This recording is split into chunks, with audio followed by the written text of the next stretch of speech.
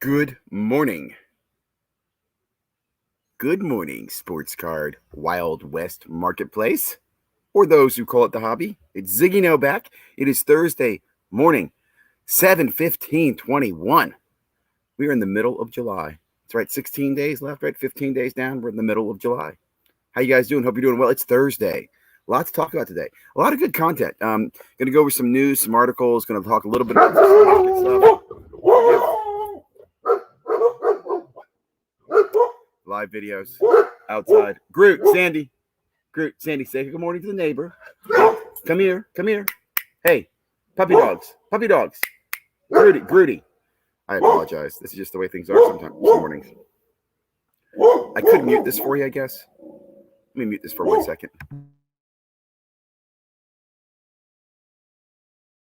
Everything's good now. Anyway, good morning. Okay, thanks for being here, guys. It is Thursday morning, 7/15/21. We're going to talk about a few news articles in Sports Collectors Daily. I'm going to share some market information with you. I want to take a look at, we talked about Panini yesterday. It's now pretty much news right now. People are talking about it and some other channels. No changes, no news on what's going on with Panini, but the fact they are shopping themselves around, there's a potential deal, should be on people's radar. And then we'll share a little bit of what's happening on the YouTube front. I will close by looking at some of the products for the second half of July. Some of them we already talked about earlier, but I have an article from Sports Collectors Daily talking about them as well. And then I'll hit on two quick videos that I have not fully watched, but I do recommend you guys take a look at. So good morning. I see Costa Rica, Mastradamus, Trevor, John. Thank you guys for being here. Yeah, the dogs. Good morning. I'm sorry, guys. Let's start with sports. What a game. Now, I was out with some friends last night. Didn't get to watch the game in its entirety, but I was checking stats and the box score and stuff, and I'm pretty impressed. I watched the highlights. Man, the Bucks came back. What a game! What a good series. And I have to applaud the Bucks for just playing damn strong at home. It's been a good playoff. It's been fun. I don't think we were shocked. I think the 2-2 by the end of the first four is not a surprise to many people, right? It's still not a series until a home team loses.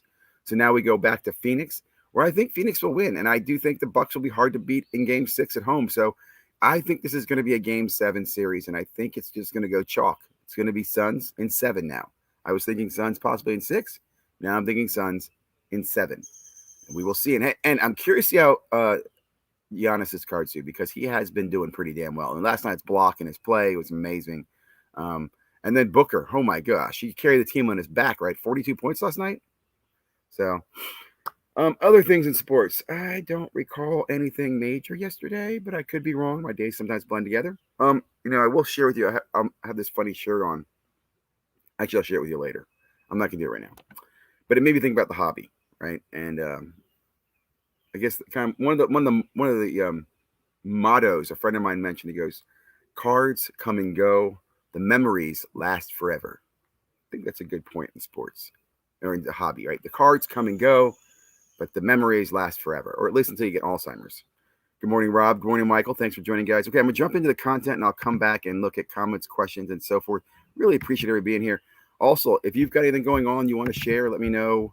Anything coming up, please let me know. I will try to pay attention to this. Okay, first of all, let's start. Boom. First story here from Sports Collectors Daily is Lewis Hamilton Superfractor pulled. So at first I was thinking, who the heck is Lewis Hamilton? And then I remember, oh, yeah, F1. So a kid at a local store, I want to say this is in Canada, right? If I'm not mistaken. Yeah, Hamilton was pulled by a 15-year-old in Quebec. Can you imagine that? I was showing the cards. A teenager particularly interested in the value. The store manager said, I told him that their cards were $3,000 to $4,000 in the pack. He asked me for a pack of the F1 cards. Inside, a handful of packs, boy purchased one of the most sought-after cards in the hobby. Auction house on Wednesday, it's likely worth $75,000. Wow. That makes, hey, you wonder how you get kids in the hobby? You let them open up $75,000 cards. They're in the hobby. Man, that's awesome. That is awesome. I thought it was a cool story. I just wanted to share this with you. Another thing I want to comment is I like these stories where you hear about the superfractors being pulled and they make news. I'm still waiting here. Does anybody know if the Zion Williamson NT logo man was pulled? Because I've never seen it. I heard rumors that it was, but never came up on social media. It was articles, and there was a $500,000 bounty on that. So I'm even curious, was that, or would that still be honored? But it's those things like that really drive me crazy, right? I'd like to know that this information's out there. We as collectors should know, have a registry of big hits. So does that change the price of the F1 boxes? Nope, it does not. Don't think it does. I mean, it should, but I don't think it does. Next up, a little article here that I thought was interesting that was yesterday, and I kind of didn't hit my radar until this morning, was Collectors Universe. Yeah, that's the let's just call them the Empire. The Empire expands to video game grading with the acquisition of Wata. Or maybe we'll call them the Borg. The Borg have acquired another culture, another civilization. Wata. What is this about? It's about the graded games. Big deal? Not really. Not really an impact at all, in my opinion. It's not surprising. It's got some way to expand their grading capabilities, right? They're grading coins, they're grading cards, they're grading video games. So, not surprised. I think it might even help the value of these cards, these games, right? They might go up now that PSA is behind it. I don't know, but I thought I'd share that little bit of news with you. Get your thoughts and comments. Another thing I want to share real quickly. Yesterday, now I didn't post this on this channel, but yesterday I did a video on my other channel, Panini NFTs, and I talked about this right here. And I'm sharing this with you because this has apparently been kind of a leaked scoop that we dropped yesterday. This came from, I forget who was the person who originally posted this, but I got this. I think it was a Sports Hobby, and then Panini NFT retweeted it. And that's Panini NFT is not Panini. But Thursday morning, there'll be a second wave of packs to be launched. 10 cards are required to complete the challenge. That will be revealed on Thursday, but the reward card for this one is special. There it is. That is a NFT of the silver LeBron Prism. Again, I only mention this on this channel because I think that's pretty cool that we got some scoop yesterday. You can't find this anywhere else. You'll hear about it probably in a few hours. I'll release this. But yesterday, you go back to my channel on Panini NFTs, because of Panini NFT on Twitter, I was able to get this information out to people. So I think that's pretty cool. Looking forward to see this happens today. It should. Like if you go over to the website, they've got the silver packs up. The challenges are not out yet. See, active challenges, that the silver active challenge is not out, just the marble challenge.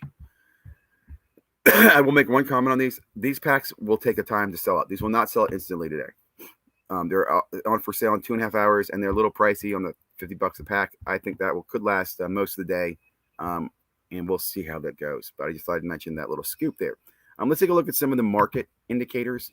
Again, looking at this, there's a few guys who are getting green in the 30 days average, which is pretty strong. That's definitely an indicator in me that the market could be shifting a little bit. Like even Giannis has got a little green in the 30 day.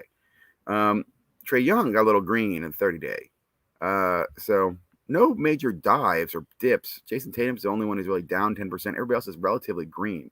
Now, again, these prices and numbers fluctuate pretty regularly, but I do like looking at it. It's kind of a barometer of what's going on. Other thing I'll mention, mud. This is Topps stock, right? This is its valuation or whatever. Let's look at its 6 month. And you'll see, while it was a SPAC or whatever the heck it basically was flat, right? There's a little bit of trading, it's getting money.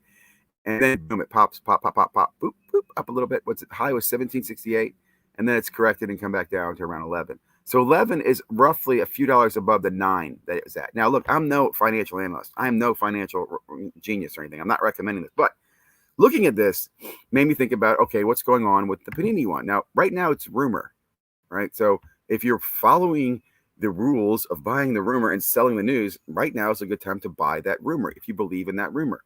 Will Slam Corp be buying Panini? I don't know. Is it a big risk? I think you could buy some of this at $9, $10 a share. If the news changes, you could get in or out. There's already been a little dip there from its relative highs. It was at what, 986 or something like that.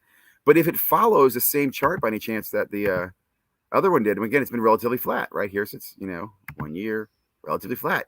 Could it do this? Could it have a little blip? Personally, I think yes. So I will say I'm considering a little slam and just watch for that change and sell on that buy the rumor, sell the dip, or sell the news, sell the dip, sell the news. Just a thought, not a recommendation, just something I'm thinking about, and I thought I'd share with you guys. I also make a comment that I remember when this was trading and it was going up around here. I made a comment that I think I'd rather have $10,000 in Top stock or $10,000 in Bowman First product, and I think I'll take the Bowman First product. This is it's the collector gambler in me. Some of the content around the hobby yesterday. So pretty interesting news here. Let me take a moment to explain this to you. This is from Extreme Card Breaks. Now, I'll tell you, this is third-hand news coming to you guys because he got this from the Blowout Forums. Now, I told you earlier, Blowout Forums is kind of like the detective community in the sports card world. They're not normally as active in making change, but they're very active in investigating and sparking change. And what they're concerned about, and listen to this, is that LaMelo Ball still has not signed his Panini NBA contract for autographs. Now, this I can't understand, and I can't even confirm if this is true or not because he does have autos that are out. Those are his college autos. But my understanding is Panini will go get, at the signing day or the rookies, whatever, they'll get a bunch of autos from the athlete. But as they move forward, they normally will sign a longer contract with them, I believe, for years, depending on what they're doing. Now, I would have thought the rookie contract would have included these, but apparently it seems to me like he signed some stuff for Panini, but he never signed the contract. He's continued to negotiate it and pushing it back. So I'm in a little quandary here. Like, how could there be LaMelo Ball autos that are out there now, and there's a risk that no more are coming? And that's really what this is about, is that are the redemptions that Panini has been putting in the boxes and products going to ever get signed? What if this rumor is true? What if LaMelo Ball does not sign with Panini or does not honor those autographs? What happens to Panini's product? That would damage hard their basketball line because LaMelo is the chase card in that. I mean, NT's coming out in a few weeks. I think it's August now. And if that was true, which again, that's why this is just rumor, that would be concerning. As a collector, it makes me think to myself, I always assume that these relationships are negotiated when you see the autographs coming out. Is there a place that I can verify whether an autograph is, or whether an athlete has signed a contract with a manufacturer? That was what I would like to know. I'd like to be able to go somewhere and check. Hey, did LaMelo sign with Panini? What's the status here? Right? Like, for example, we know that Michael Jordan, Ben Simmons, and LeBron have all exclusives with Upper Deck. That's known, right? I want to know what other exclusives are out there. I'll also make a quick note here. LaMelo, right, he did his own NFT. He's still kind of working with the Ballers brand. And since his owner is Michael Jordan, and Michael Jordan's an Upper Deck guy, there's a rumor that, he kind of was blowing in LaMelo's ear like, hey, get away from Panini, man. Now, at the same time, he didn't go to Upper Deck. It wasn't like LaMelo came to Upper Deck, but just a rumor that could, I don't know, have some influence on it. But again, very interesting story, definitely worth paying attention to. And I'm sure this rumor will only continue to grow until it can either be confirmed or denied. Because again, people are going to think about this when they're buying those products, especially your redemption. I mean, if you had a redemption right now, I'd be freaking out. Next article up that I thought next video that was interesting to me. This is Titan Cards. Now, I've spoke about Titan Cards in the past. I'm a fan. I like Titan Cards. I'm just not into breaking, so I don't like watching breaks all day. But I've watched this channel start last year when it was basically nothing, and it's over 26,000 subscribers, mostly because of the lady here. I forget her name. Oh, let's see if she. Allie here. Allie.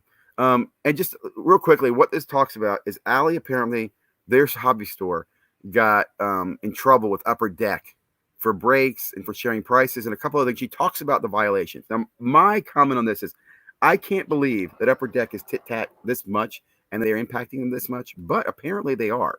And I also think it's probably like, I don't know. I have mixed feelings. Like, I know Panini is not as strict as Upper Deck is. I kind of wish they were, but they're definitely not. Anyway, if you listen to this, it's sad because this channel that she built, this business that she built with Boss Man, looks like it's coming to an end. Looks like they're going to have to change the way they do business. And that's got to suck. So my one takeaway is that a lot of this is going to happen in the future. And what I mean by that is there's been a boom in the sports card breakers and sports card businesses, sports card stores. But when those manufacturers start tightening up the restrictions on those allocations or access to the product for whatever reason, whether it's a violation or simply they don't have product, it's going to choke out some of these stores. That's why every friend of mine who's opened a sports card store, I applaud them and I'm excited for their hustle, but I fear for them. I personally think, just like we saw in the 90s, you're going to see a wave of sports card stores closing within probably 2 to 3 years. It will not be right away. Sandy, can we not do this again? Anyway, good video. Check it out. I'd love to get your thoughts. I don't know if anything's going to happen or help her or change, but it is what it is. A lot of views, 14,000 views. Sandy, come here. Sandy and Groot. My neighbor's walking by, so the dogs are barking again. Sandy and Groot. Stop being rude to the neighbor. Okay, let's get through the rest of this. An interview that I have not had a chance to fully listen to, but I want to bring to your attention. Big fan of Luca's Tigers and Bronze. Listen to these guys pretty much every day. They had an interview there with Max Spiegel from CSG. which is pretty cool because I've never heard of Max. So do recommend listening to this. I have not listened to the whole thing, so I can't tell you, hey, it was good or bad yet, but it definitely caught my attention. It's on my radar. So check it out if you have the time. What was the other one I got here? Is it this one or this one? What's this one here? Oh, okay. Other. Okay, here we go. The other video I have not had a chance to fully watch was Going Direct, Panini's podcast. I have enjoyed these in the past. I like the fact they're doing something in the social media. I do see they're more responsive in Twitter, but I wish they'd open this up again. I don't want to rail on them. I'm not trying to get blocked by them, but I'd like to have comment and feedback with these guys. But I do recommend checking out Going Direct. Panini's doing a very good job with these weekly kind of updates, and with everything going on in Panini, with between NFTs and new product releases and rumors of acquisition, pretty interesting to listen to. Last on the videos here is just popping in here again. There's several videos here on the Panini. I would say Sports Card Anonymous has been some pretty good videos. One, he had an interview with the My Slabs guys. I think he's having an interview tomorrow or next week with Scott from Star Stock. So I always enjoy hearing these interviews from guys like, content creators and the businesses that are in there. There's something else I wanted to show you here, and it is now skipping my mind as far as something I wanted to pull to your attention. There's the My Slabs interview I referred to last night. Really good. Listen about My Slabs. I'm pretty excited about My Slabs. I have to assume that they're going to see some growth because people are looking for a better way to buy and a better way to sell. Okay, I guess that's all I wanted to show on that one. There was something else. It'll come back to me later on, but some good content out here. Okay, and then lastly, let's just quickly go over. This is the release for the last part of the month.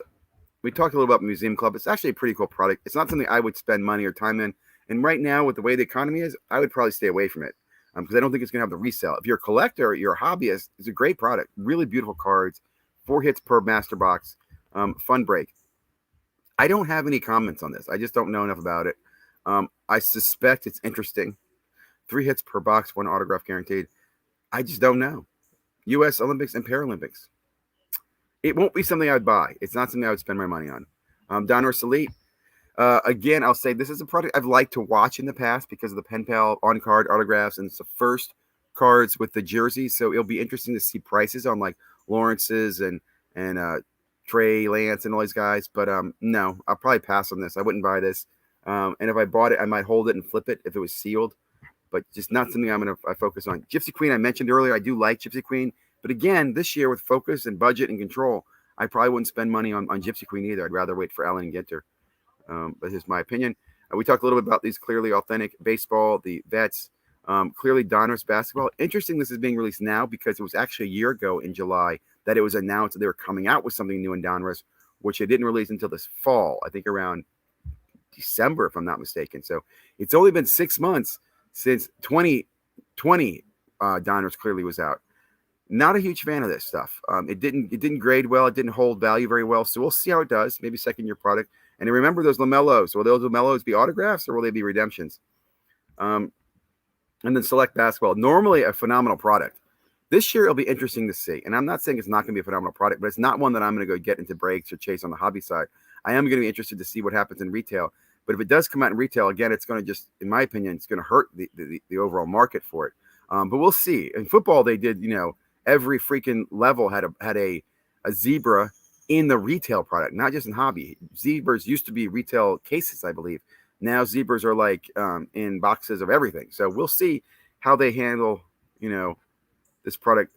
So boxes are currently sitting at 900 and up. So that's actually come down a little bit. They're still way too high. Like this should be a $300 box, right? I think suggested retail price is about $300 on this stuff. Okay, well, that was a lot to cover. Let's go ahead and pop out of this, go back to the main screen here, and say good morning, everybody. See if there's any comments, feedback, questions about the content we went over. Also, get your feedback, stuff you'd like to see in the future, trying to build a little format to the show. I'm learning a lot, listening to others, and I really want this show to be valuable. Oh, you will notice I did change the name of the show. I was using Ziggy Knows Sports Cards Daily.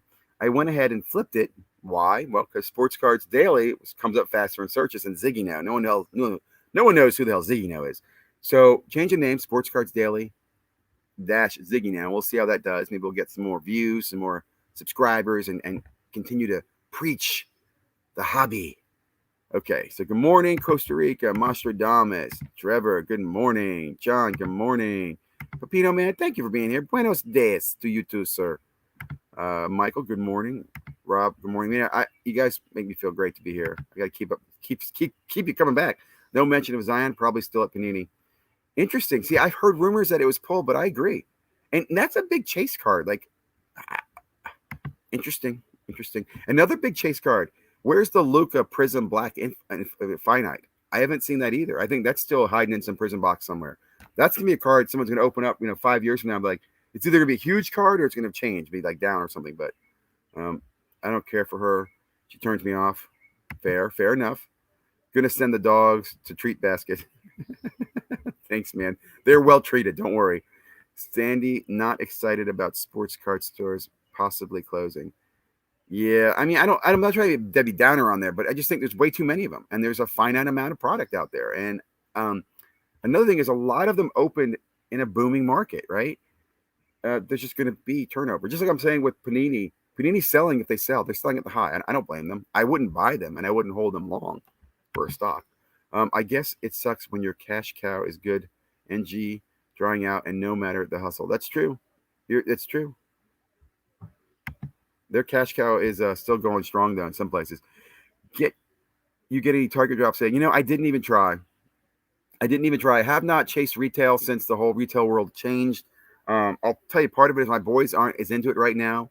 They like going out to stores and buying and ripping boxes and flipping. I bought some on Target Online. I don't know. Last thing I bought from Target Online was the Bowman Mega Boxes, but I have not. I'll be quite honest with you guys, in full transparency. My limited budget has been allocated to the Panini Prism NFTs. I really enjoy that right now versus retail. I think I'm getting more value. I mean, because like for a $15 pack, I get an NFT. I get 3 NFTs, one that's Chase and NFT. So I don't know. That's where I've been focused right now. And I don't know if they'll change. Bots took the target cards this morning. Yeah, bots are definitely cleaning that stuff up, man. The zebra background on cards, I call them Peggy Bundy cards. I like that, Peggy Bundy cards. Good morning, Card Currency. Thanks for being here. It feels like there's a lot of zebras because there's a zebra for each tier that's like, yeah, and weren't those, I don't remember zebras ever being in retail though last year. I thought they were a hobby only. That's like the tigers that are in Prism, right? Those are choice only.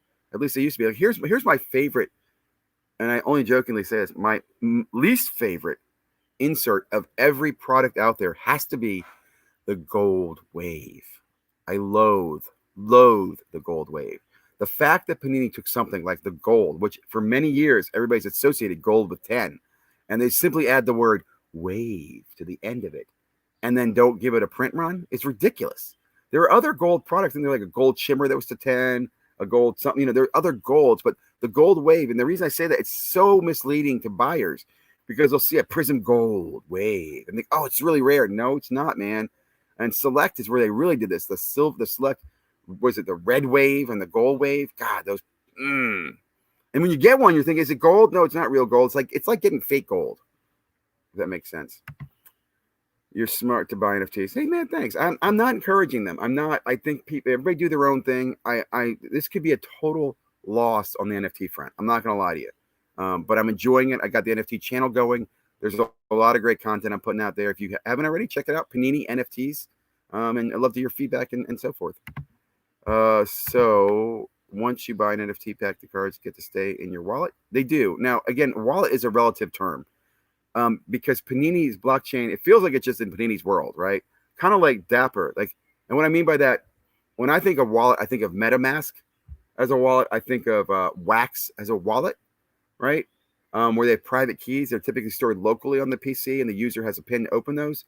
But with Top Shot and with blockchain from Panini, I don't believe they're traditional wallets because I think they're just username and passwords that are logging into a remote wallet. So really everything's remote. And my other complaint there is that they're not universal. Like you can't take your Top Shot moment and put it on your Wax wallet, and you can't take your Panini NFT and put it in your Wax wallet. So there's still a lot of interface issues. But I do like it. Like I'll put it this way: when I think of all the NFTs out there, in 10 years from now, will Panini be around? Yeah, I do think Panini will be around. If Panini's not around, the licensing for Panini and the brand of Prism will be around. Will Top Shot be around? I don't know. I know a lot of people, Top Shot fans, are like, oh, Top Shot's great. It's going to be here forever.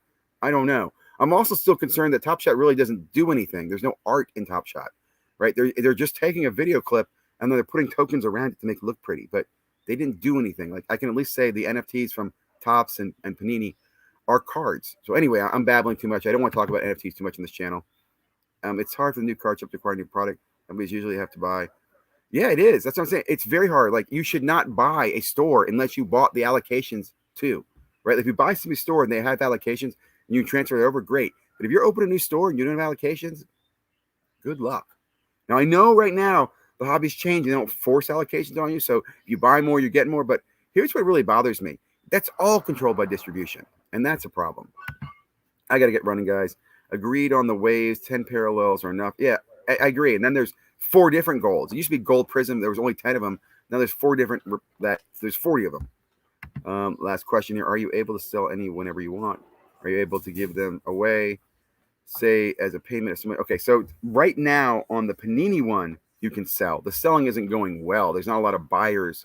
Some stuff sits around. It has to be something of value. Sales prices are low. Nothing. There's some stuff selling in the thousands, but for the most part, there's some liquidity in there that I like. Can you give it as a gift? Not right now. Panini's not allowing that. I can't transfer to trade it. Other platforms do that. In fact, I'll do a video on this later on comparing the NFT platforms. Wax that Topps is using is the best platform, in my opinion, of all the different blockchains. It's a public blockchain. It's multi-purpose. It's being used for other things. It's got so many features: pack selling, auction selling, sales data, history. It's a phenomenal platform. I wish more NFTs were on Wax. I'm not gonna bullshit it. But I really like what Panini's doing. Panini has a short mint run. Panini's been visible about what they're doing. Topps did the drop and then they've been quiet, right? Topps has been asleep. I don't know where the hell Topps went when the NFT world. In fact, they did drop Bazooka NFTs a few weeks ago, and I can tell you that they have not even sold out. Okay, they've got packs still on the website, and that is like weeks later. That's not a good sign for you to have packs weeks later. Bazooka NFT is sucking, Topps, and you haven't done anything with the Series 2 or your Major League Baseball product. So I really applaud what Panini's doing. I wish Panini would change their queuing system. Anyway, talking too much. I am, like I said, working on a video that will be on the Panini on Panini NFT channel that will talk about the differences between the products and where they've come and where they've gone. One other thing I'll quickly say: they're all, in many ways, a beta product, but Top Shot is the only one who continues to BS us with saying they're beta a year later after they've done about $600 million in revenue. So that does bother me as well. I do think, I'll tell you right now, I do think Top Shot will fail. I just can't see it lasting for long. It'll be around, but it maybe gets acquired, but it's not going to be the successful platform it could be. I still think the baseball crowd will be slow as well. I also think collectors are not running to NFTs. It's really the crypto people that are running to NFTs. So, and then there's a niche of, I'd say, new level collectors that are getting into it. Could be wrong. It seems like most purists of the hobby. I don't disagree with you. I don't disagree with you. I totally agree with you. Purists who like the cards are not going to adjust NFTs. They're not. And that's fine. I understand that. I would not, that's what I'm saying. I'm not forcing anybody. I like the NFTs because I like the visibility. Like everything I complain about in sports cards, the NFT market takes away from me. I can see how many there are. I have assurance they're not going to mint more or, increase the print run. I can collect the players I like. I can put together sets I like and have multiples if I want to. There's some challenges. It keeps me engaged and relatively affordable. I'm putting together a video of the budget. I have a limited budget of what I can spend and what I'm selling on NFTs. And so far for July, I've been doing well. And I'm only been doing well that I've been keeping to my budget. I'm not going to be buying the $50 packs today. Okay, that's it. I'm talking too much. It's funny that people complain to print run and then they complain about NFTs. I agree. Like you're saying, if you don't like print runs, come over to the NFT world. Great card. Baseball seems to be the slowest to adjust. They are, and I think that's great because I'll tell you this: baseball is also the firmest, the strongest, the longest. I still think one of the most stable. Okay, have a great day, guys. I will talk to you all tomorrow. Go GTS live tonight. I know Dustin's taking the night off with off-centered, and I'm sure there'll be some more content. And check out the NFT channel if you have a chance. Thank you again. Have a great day.